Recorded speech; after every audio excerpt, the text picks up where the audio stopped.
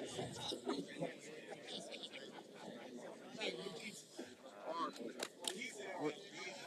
going to get started. Questions? I don't think he's on. Yeah. No, we've lowered it. I think we got to turn it up a little bit. I think we got to turn it up a little bit.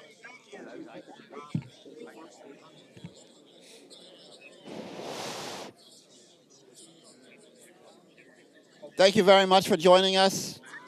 We're going to get started.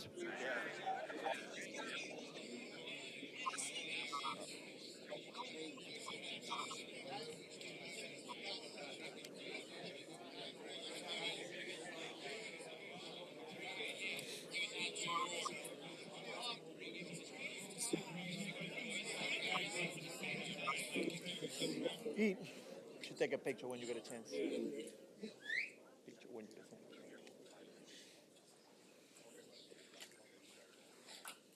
Thank you very much for joining us. As a reminder, you don't have to wait for a microphone. Just raise your hand. We have wireless microphones in the ceiling. So questions for Carlos as we begin.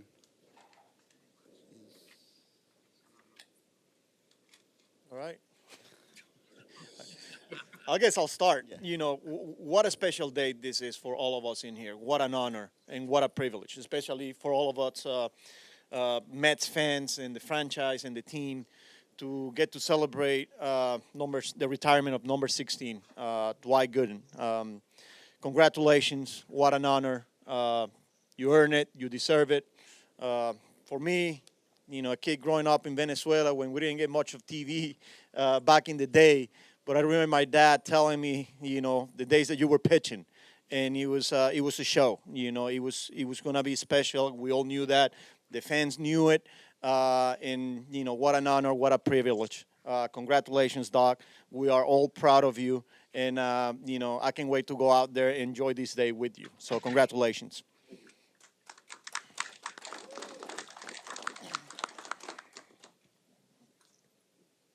Mark in the. Well, coaching and managing is all about teachable moments. Like today, will you say anything to the players about what it means in New York to get your number retired?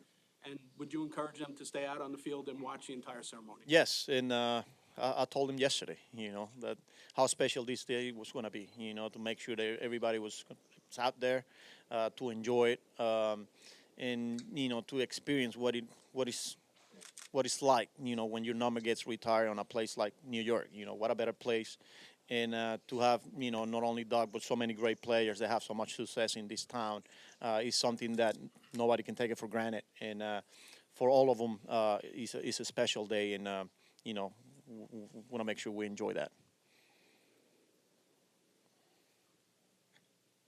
Bruce?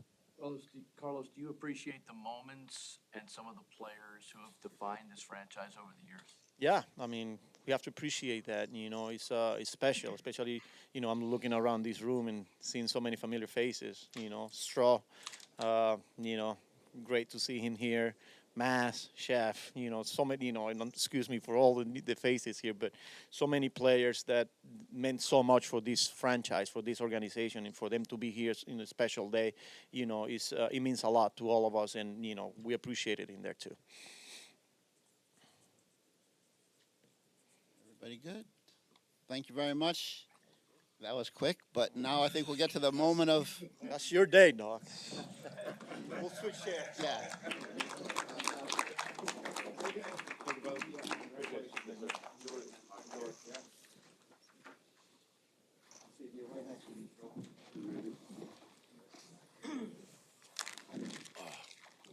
Good morning, guys. I'll start off with saying, but you guys, when I say you guys, I mean the media. You guys always been very respectful to me, very fair. And I hate to say this, but you guys do have a lot of knowledge. But I appreciate you guys through my whole career. I don't know if I said that when I initially retired, but even through my downside, what you guys said or whatever was fair. On the good times, obviously, was fair. Some of you guys I developed great relationships with. And it's good to see you guys again as well. So with that, I'll open it up.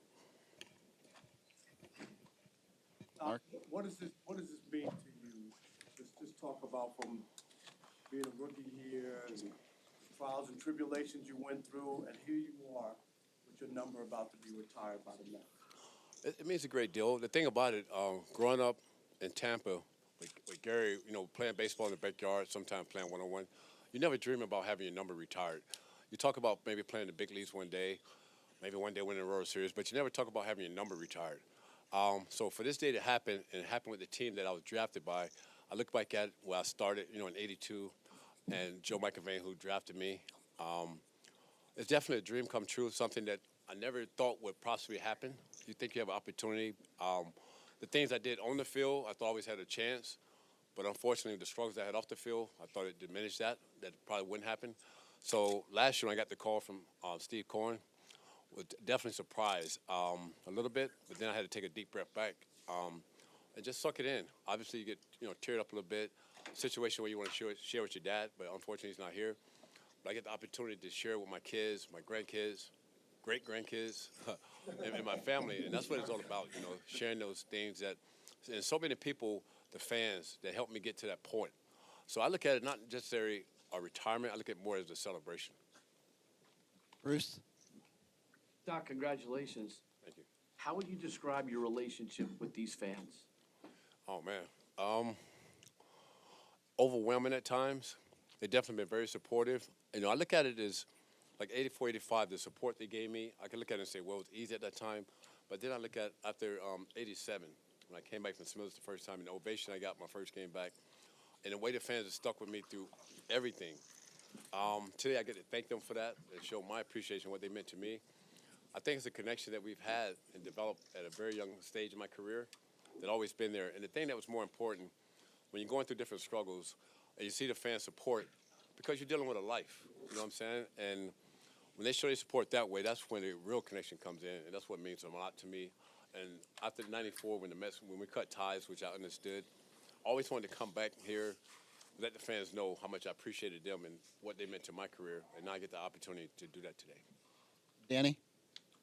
Doc, first and foremost, congratulations. Thank you.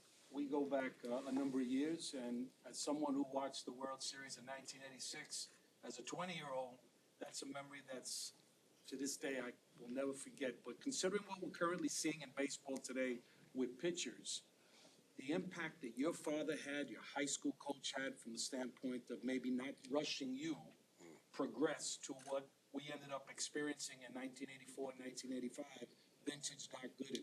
What would you tell a young boy today? He wants to become a pitcher. What are some things along the line of conditioning and arm strength? I think, just my opinion, I was very fortunate, man, Gary, that the knowledge that my father had that taught us about mechanics at a very young age. He developed Gary with his hitting, developed me as a pitcher. The main thing is, I would say, number one, as a young pitcher, have fun. That's the most important thing. And to me, what separates the good players from the great players is, always ask kids all the time, when you don't have practice and you don't have games, what can you do to make yourself better? There's a lot of distractions now for kids, unfortunately, and having passion for the game. I mean, you got to eat, drink, and sleep baseball, and understanding what it takes to even wear the uniform. I mean, even young kids, it's a privilege to wear a uniform because somebody, whether it's your parents, whoever, paved the way for you to get to that point. And just put in the hard work. And I would say, for his throwing, I think what the parents plays a big part in that, for his monitoring the kids. And a lot of times you notice where sometimes the parents try to live their dream through the kid instead of letting the kid be a kid. So that would be my advice, pretty much, just my opinion. Howie? Hey, Doc, can you recall your reaction the first time you saw that mural of you on that building on 42nd Street? Oh, wow. I tell you, you want the truth or? Yeah. No, I said that because, I was young. I was 20 years old when that happened. And going in the city, a lot of times you ride by there intentionally, but whoever's your passenger, you pretend like this is the first time seeing it. So I did get lucky a lot of times, But honestly, the first time I saw that, I was overwhelmed. Being 20-year-old and seeing that, and then when my family came up to take them by there and enjoy that, it seemed, surreal. I didn't know how to take it, but then towards the end of your career, when things are not going so well on the field, you look back at it and you really get to enjoy it. And now when I see the pictures of it and everything, and I show my grandkids, it means a lot. But the first time I saw it, I was overwhelmed by it. Mark? Doc, I know from speaking to you and as well in your book, you said like one of the biggest regrets of your life was missing the ticker tape parade. Today, does that ease some of that regret? Well, I forgive myself for that. It was this thing that I struggled with for a long time because it was something that happened that you can't redo. When you see your teammates and guys that you play with, something that we work so hard for, celebrating the fans, you're not there. Unfortunately, it kept me sick for a long time. But I had to get to a place where I can forgive myself and move on from that, and I have done that. So today, I don't think about the parade. I just think about where I'm at today, being healthy, mentally and physically, and having my friends, my family here to celebrate with me. It's going to mean a lot to me today. John? Yeah, I guess I'll be following up on that just a little bit, Doc. You've been very good and very candid about your off-the-field problems, and obviously you had a great career, 53 WAR, but you were the best player in baseball when you were 20 years old. Do you ever allow yourself to think about what might have been? I mean, obviously, a great career, but could have been even better. Well, you know what? That's a great question. But the thing is, those are things that expectations that others had of me. You know, like I mentioned earlier, growing up with Gary, all I dreamed about was playing in the major leagues, playing a long time, staying healthy, hopefully one day winning a World Series. Then my career got off to a great start. Unfortunately, everything was compared to whatever I did in '85 because I set the bar so high. And in '86, I'll be lying to say I let the game slip away a little bit because it wasn't as fun because I was used to, 10 strikeouts, the shutout, the complete games. But I had to take a step back and look back at my expectations and say, well, I got to be thankful for the things I did accomplish and not worry about the things that didn't happen. And not to blow smoke, but I won just about every award a pitcher can win. I won the World Series with both New York teams. Having a number retired, last year I got inducted into the Negro League Museum Hall of Game. I have nothing to be ashamed of about my career. Basically, I look at it as a celebration, and I'm very proud of the things I accomplished. Mike? Doc, when did you find out Daryl was going to be here, and what does it mean to you that he was able to make it? Oh, man. I didn't know until I seen him today. We've texted each other. We've talked.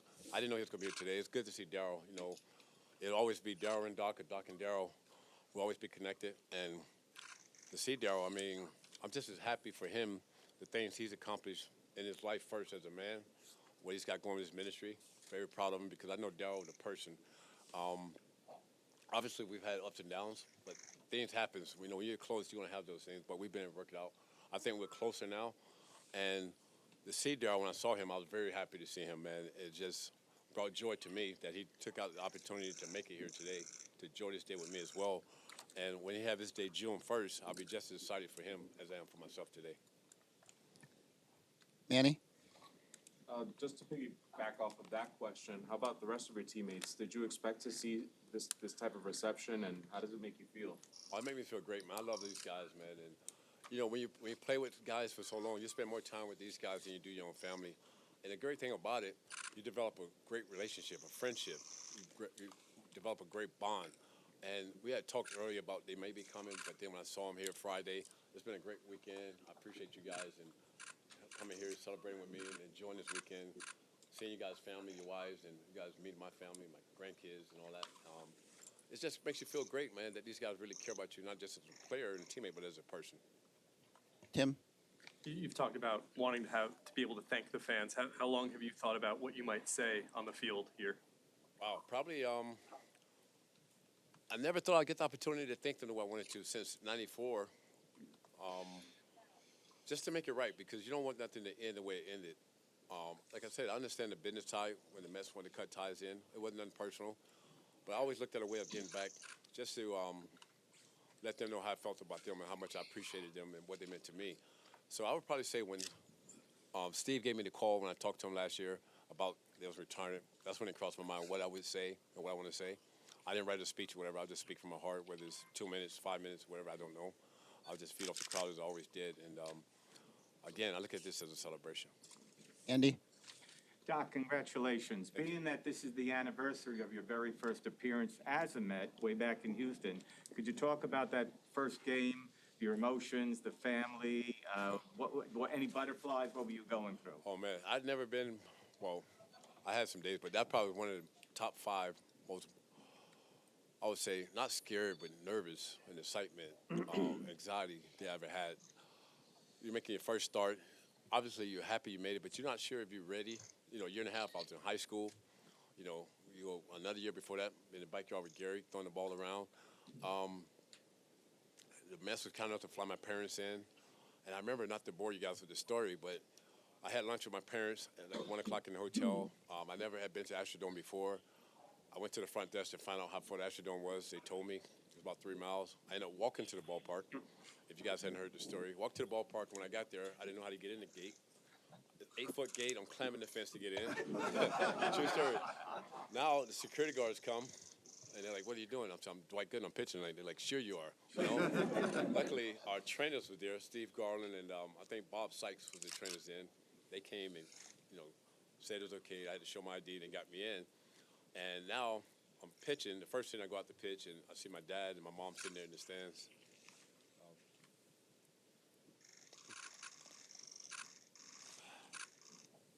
See my parents sitting in the stands, and it was me playing professional baseball, and Gary would tell you, it was my dad's dream at first.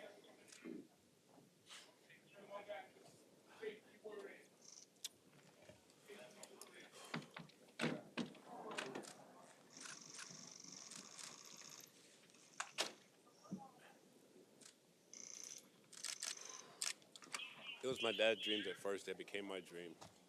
And to see my parents sitting in the stands, seeing the joy on their face. And I remember Bill Doran grounding out the second. I want to say Terry Poole grounding out the second. And then I got Dickie Thunder strike out. Walking off the field after that first strikeout, that's when you feel in confidence. You know, you get a little swag and you walk at the time. And just to see the joy more so on my dad's face meant everything to me. Unfortunately, the next started in Chicago. I got knocked out in the third inning. So you go from saying that you think you're ready to the next start, you're not sure if you're ready. Howie? You're obviously quite comfortable in this environment now, but when you're 19 years old, what was more intimidating for you? Pitching in front of 50,000 people or dealing with cameras and notebooks and microphones surrounding you immediately after the game? Probably I was more comfortable pitching because that was my safeguard. That's something I've been doing since I was 7 years old. But coming from Tampa, small town, I was the youngest kid, so I was very, very shallow, very small. I'm the youngest of 5 siblings. I'm the youngest by 13 years. But it became better as I got to know you guys. I got comfortable. Jay Horace played a big part of that, especially in 84 and 85. Spring training of 84, once I made the team, knew I was going to make the team. Daryl helped me a lot. And the first 2 years, we lived together. And, well, not lived together, but we was neighbors in Port Washington. We used to drive to the ballpark together. So he talked to me a lot about dealing with the media, showing up every day in front of your locker, good or bad. And he helped me out a lot because of what he went through the previous year. Ed, in the back. Can you talk about your relationship with your idol Nolan Ryan and the conversation you had at the All-Star game in '84, and then facing him in Game 5 in the NLCS here? Yeah, so Nolan was like my idol. Nolan and Pete Rose. Pete Rose, because I wanted to be a hitter growing up. And growing up in Tampa, the Cincinnati Reds had spring training there, so my dad would take me to a lot of games. And Nolan Ryan, because he was a power pitcher, watching a lot of his highlights, all the strikeouts, and in Little League, I was a power pitcher. So Nolan was my guy. 1984, I make the All-Star team. I meet Nolan Ryan in the clubhouse, and the thing that gave me so much confidence that year, just by the words that Nolan said, when he told me that he loved watching me pitch. If he's not pitching when I'm pitching, every 5th day, he looks forward to watching me pitch if they don't have a game or not traveling. And he said, I bring so much joy to him. And here's a guy who's my idol for so many years, and watching him do what he did, that meant a lot to me and gave me more confidence. Game 5, as Ed mentioned, pitching against Nolan Ryan. Being a fan of Nolan, it was nice. Not that I was obviously pulling for Nolan, but you want to see him do well, but you want to win. Pitchers, I know myself, I was very superstitious, where every 3rd inning I would go in the clubhouse and change my shirts or whatever. But when Nolan was pitching, I would just stand in the dugout, change in the tunnel just to watch him pitch and see what he's doing. And to go 10 innings against Nolan that day was definitely one of the highlights of my career. So something that always would stick there. Rich? Hey, Dwight, obviously, you pitched a lot of big games here, and your battery mate for most of that time was Gary Carter. And what was it like playing with him, and what did he mean to your career on a day-to-day basis? Gary was great. Not only a great catcher and a player, as you guys know, but a great friend and just a great guy. Gary, in '84, when I met Gary in the All-Star game, I remember after the first inning going into the dugout, and Gary saying, "Wouldn't this be nice to do every fifth day?" Not knowing we was going to trade for Gary that November, and we just hit it off right away. Gary is one of the guys where the only catcher I ever had besides Barry that would catch me between starts. He wanted to be totally locked in, and Gary, like, it was no coincidence that I had the year I had in 1985. Gary played a huge part of that. Gary wanted me to dominate every game. I mean, if it was up 10-0, he wanted me to pitch like it was 1-0. He wanted the complete game. He wanted 10-plus strikeouts. He wanted to shut out, and he demanded nothing but the best. And I had a lot of respect for Gary, especially when it was towards the end. He would get to the ballpark 12 o'clock in the afternoon for a 7 o'clock game, get work on his knees, and then he's the last guy to leave after the games, getting a treatment on his knees. I mean, I don't think for our pitching staff, we would have had the success we had 85, 86 without Gary, without the leadership that he brought.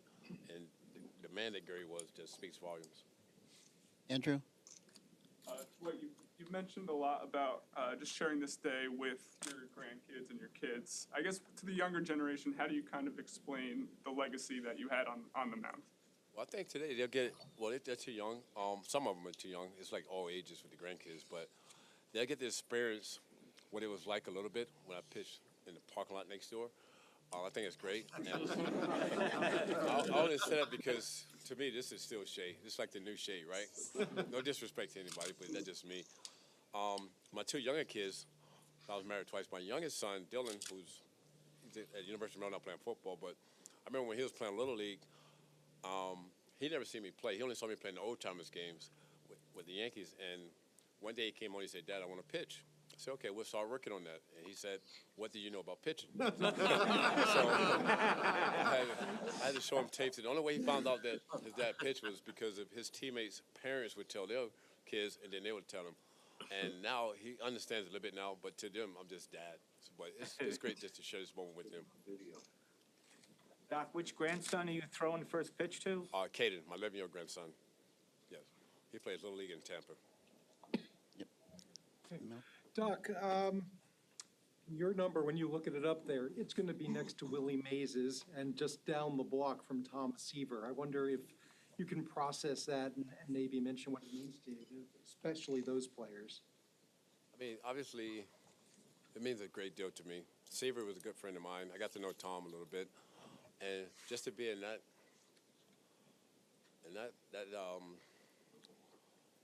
situation with those guys means a great deal. And not only that, but I look at it as, obviously my number's going up there, but I'm the guy that's going up there, but it's for all of us, because it don't happen without these guys, my teammates, being there as well. But it's a great honor to be up there. You know, I like to say that one of the highest honors you can be getting. And next to Willie, who everybody knows Willie, I got to know Willie a little bit. It means a great deal. But just to have my number up there amongst those guys means a lot. Mark? Dwight, generations of Mets, there's always that bridge, whether it be with Hojo, with David Wright, but Mike Torres is here. Could you speak about what his, mentoring of you meant to your career? Mike meant a great deal. Mike's my man. Spring training in 1984, we're at Huggins Stingle in St. Pete. And me and Mike, we just connected. And the thing I admire most about Mike that I don't know if I ever told Mike was, he said to me that when I made the team, he said, once you start pitching well, Ron Darling, you got young guys start pitching well, they're probably going to get rid of me, meaning him, Craig Swan, Dick Tidron, all these guys said, but as long as I'm here, I'm going to help you, which meant a lot, where a lot of guys, wouldn't do that. And I remember after every start I had, back then we had a lot of B games at Huggins Stingle. After every start, I'd go in, the media would say, well, some of you guys were there, would say, the front office wants you to go to AA or AAA. And Mike, I built a relationship with Mike while I was comfortable with Mike, and we was talking about last night, he would say, I'll say, Mike, they thinking about sending me down. He'll say, what? Go in there and tell them you're not going down. You're going to make it to the majors. So I actually told Davey, I said, Mike said I'm not going down. I didn't say I said Mike said it. You were ready. I told him Mike said it. I didn't say it. But after I made the team, me and Mike would go out and eat on the road, and I would sit next to Mike if he wasn't pitching and I wasn't pitching. We would just talk about setting up hitters, reading bat speed, what you look for in hitters, and sometimes he'll quiz me, what would you throw here? Why would you throw this here? So I have a lot of respect for Mike, and we developed a great relationship by doing that. And unfortunately, they did release him, I think June maybe. And but we always stayed in contact, and we're still in contact today. And I'm glad you're here. It's good to see Mike. Bruce? Doc, what's your message to the youth of today about baseball and life? Baseball and life, I think I would say number one, we always talk about having fun. I think you got to have fun. And what I say to kids when you do camps and claims is, not everybody can make it, but you develop friendships that last a lifetime. And I think that's the most thing. And you can use teammates, like a lot of guys will make it, is going into corporate America as co-workers, enjoying the game, respecting the game, respecting umpires, respecting your coaches, your teammates, whatever. And I always tell them, like, sometimes if you feel like you're struggling, and this can go for the big leagues, if you feel like you're struggling, try to do one thing to help your team win that day. Forget about your personal stats or personal accomplishments. Do something to help your team that day. That way you get out of it not thinking so much about yourself. But I would say the main thing for the youth is having fun. John? Doc, you talked about on-field accomplishments, some of the off-field stuff. What does this day mean more to you as far as your baseball legacy or your kind of what you've had to do to keep your life in order all these years? I think a combination of both. That's why I keep saying, and it probably sounds cheesy now, I keep saying it's a celebration, because it's a celebration of my career as well as my life off the field. Honestly, I don't think I would be here today without the support and the fans, my family, my teammates, with all the text messages, all the social media stuff that I get that keep me going. When I feel down or I'm struggling or going through something, it uplifts you. That know people care for you, and just to get you through that moment till you get back to loving yourself again. So that plays a big part in obviously my career. The fans who've been here with me from day one in '84 get to reminisce of my career and celebrate that as well. So I look at it as a combination of both. Doc, Anthony McLean from MLBBro.com. Congratulations, first of all.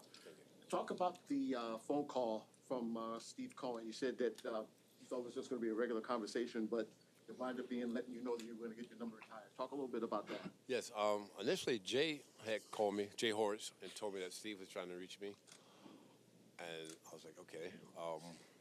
I didn't know if he was offering me a job or what it was, but when he called, you have maybe a thought that that could be it, but when I talked to him, at first you think it might be a prank call. We have a lot of pranksters. A lot of pranksters. So you don't know, because I never talked to Steve on the phone before, so you don't know what you're getting. But when I knew it was him, we had that conversation. I mean, at the moment, it didn't really hit me at first, but then when it hit, that was what he said to me.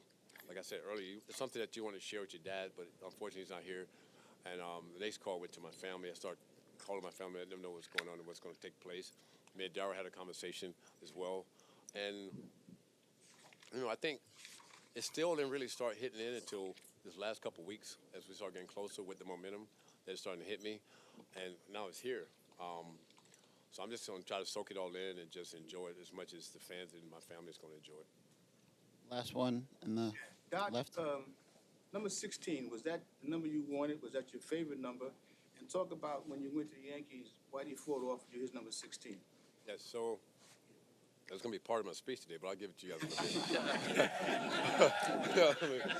All right, I'll give it to you guys. But we're going to field, but 10 you guys didn't hear it. So I get drafted in '82. I go to Kingsport, Tennessee. My number was, I liked the number 5. I liked number 10. That's what I wore in high school. But there's a guy, Russ Orrick. I'll never forget this guy. He had been in rookie ball for like 3 years. 3 years in rookie ball. And he was like, I don't care who you are. I know you want number 10. You're not getting it. And back then, if you draft like in the first couple rounds, they call you bonus babies. He was like, I don't care who you effing are. You bonus baby. You're not getting my number. So I told the trainer, give me something close to 10, but not 13. He gave me 16. So I took 16, and next year I go to A-ball. I'm in Lynchburg. 16 was available. I stayed with 16. 84, obviously, I make the team. Spring training, I'm wearing number 64. I make the team, and we have a workout before we open up in Cincinnati, I believe. And I go to my locker, and it's number 35 hanging out with Gooden on the back. And so I see nobody's got 16. And I remember once I made the team, Frank Cashin, the general manager, told me if I got any problem with anybody, just come see him. And I went to Charlie's office. I said, Charlie, can I get 16? He was like, "No, get out of here, kid. Just be happy you're on the team." so, like the little spoiled kid I was, I went to Frank's office. I said, "Frank, I want 16." Charlie won't give it to me. Frank came down, told Charlie, "Give Doc 16." That's how I got 16. But come to find out, the reason why Charlie didn't want to give me 16 was because of Lee Mazzilli. Lee wore 16, and him and Charlie was good friends. In '86, Lee rejoined the team. We got Lee, and I told Lee, "Here's 16. You can have it back." He said, "No, it's your number. You can have it now." Wow.